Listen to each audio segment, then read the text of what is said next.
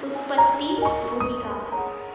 उत्पत्ति का अर्थ है आरंभ। जगत की सृष्टि, मानव जाति की उत्पत्ति, इस संसार में पाप और दुख का आरंभ और परमेश्वर का मानव जाति के साथ व्यवहार का वर्णन इस पुस्तक में मिलता है।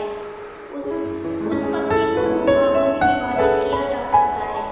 पहला अध्याय 1 से लेकर 11 जगत की सृष्टि और मानव जाति का प्रारंभिक इतिहास। इसमें आदम और हवा, कैन और हाबिल, नूह और जल प्रलय और बेबीलोन के गुम्मट का वर्णन मिलता है। अध्याय दूसरा 12 से लेकर 50 तक इजराइल के प्रारंभिक भूगोलों का इतिहास, जिसमें पहला इब्राहिम है, जो परमेश्वर पर अपने विश्वास और उसके प्रति अपनी आज्ञाकारिता के कारण प्रसिद्ध था। इसके बाद उसके पुत्र इसहाक और पोते याकूब, जो इजराइल भी कहलाता था, इसका वर्णन है। तब याकूब के 12 पुत्रों का वर्णन है, जो इजराइल के 12 गोत्रों के संस्थापक हुए। इसमें उसके एक पुत्र यूसुफ और उन घटनाओं पर विशेष ध्यान दिया गया है। उसके द्वारा याकूब और उसके अन्य पुत्र अपने परिवारों सहित मिस्र में रहने के लिए आ गए थे।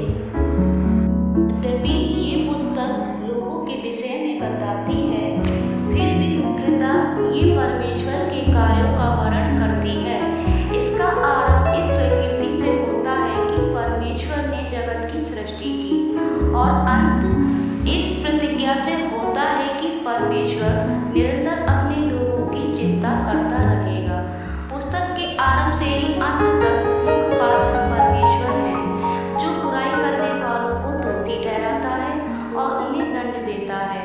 वह अपने लोगों की अगुवाई और सहायता करता तथा उनके इतिहास को व्यवस्थित करता है।